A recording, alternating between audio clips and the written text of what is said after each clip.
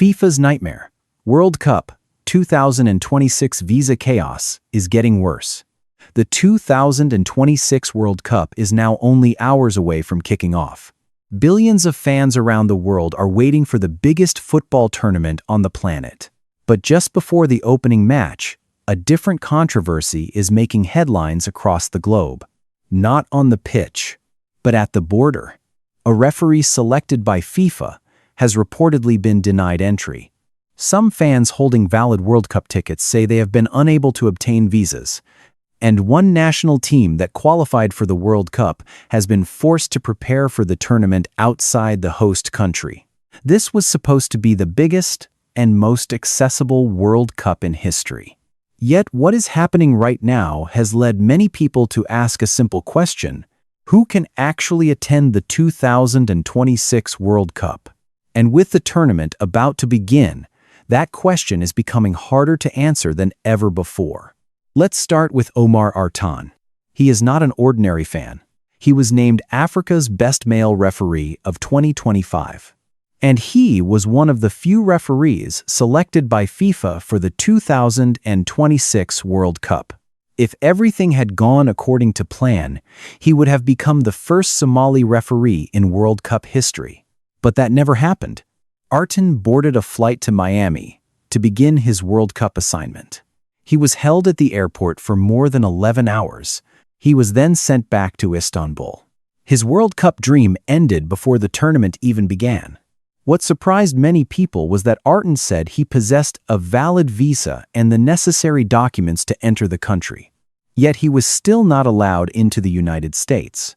At that point, it could have been viewed as an unfortunate incident, an isolated case, a controversial decision. But soon afterward, similar stories began to emerge. And that was when people started to realize the issue might be far bigger than a single referee being denied entry. If Omar Artan's story had been a one-off incident, it probably would not have attracted this much attention.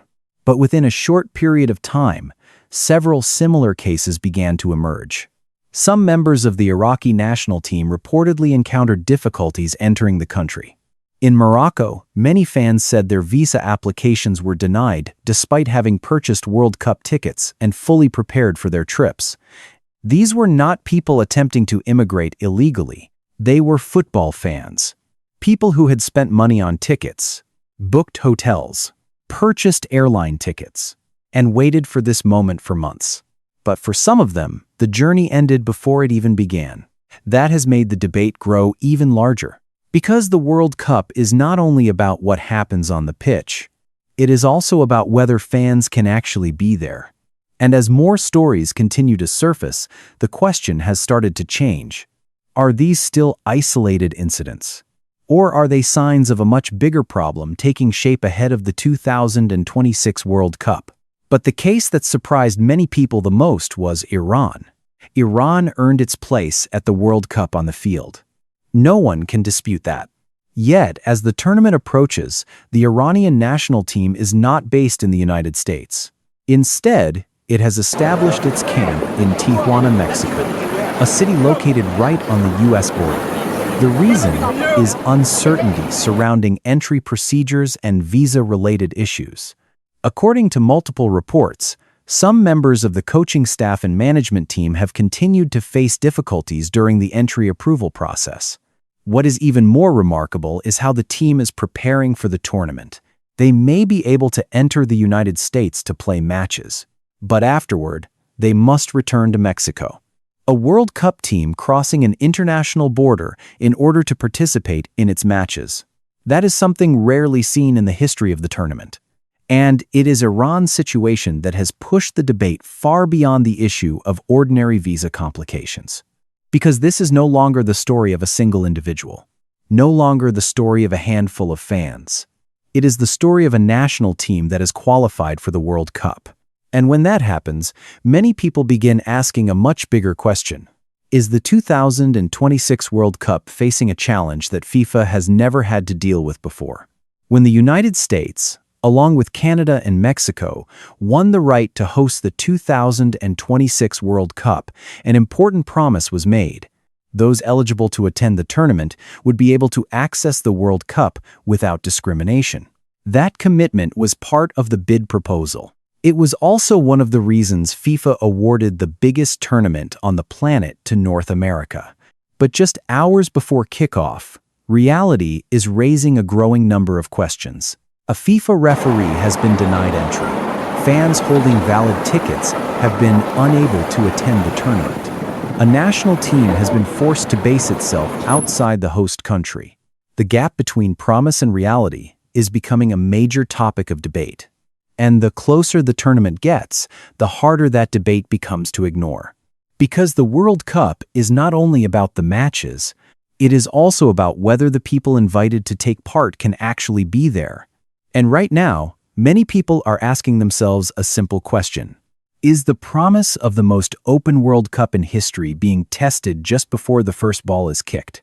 For months, FIFA has repeatedly insisted that the 2026 World Cup will run smoothly. High-level meetings have been held.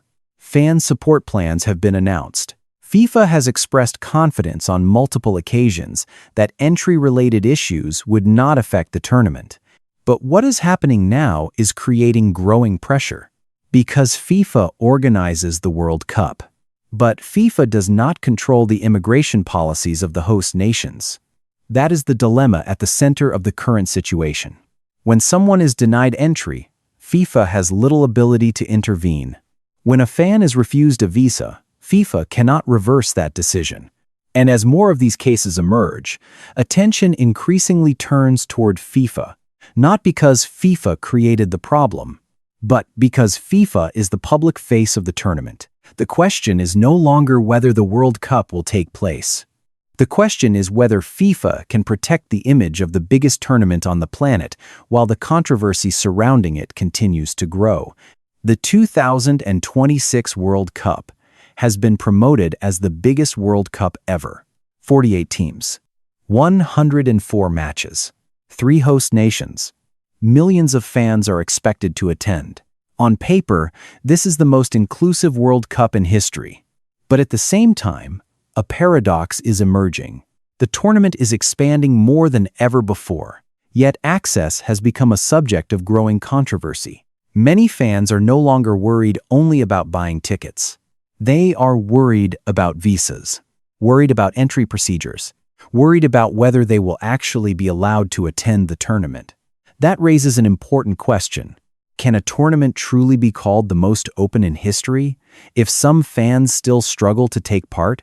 This is why the debate is increasingly moving beyond football. Because the issue is no longer about the number of teams or the number of matches. It is about who can actually become part of the 2026 World Cup. For FIFA, this may be an administrative issue. For governments, it may be a matter of security and immigration. But for fans, the story is completely different. A trip to the World Cup is not just about buying a ticket.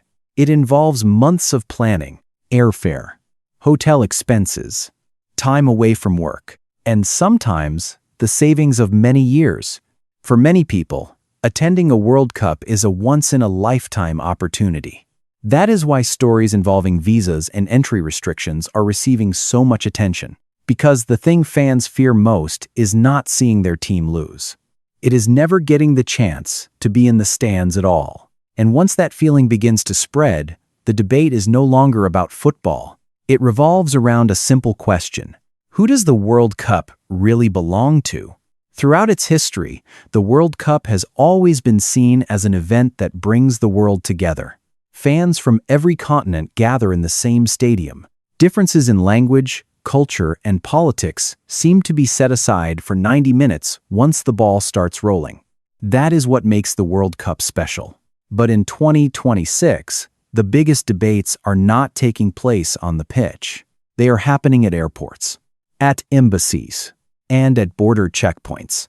Instead of discussing tactics or title contenders, many people are talking about visas, entry requirements, and access to the tournament. It is a reality that few expected when the World Cup was awarded to North America. Football was created to connect people. But right now, borders are becoming part of the story.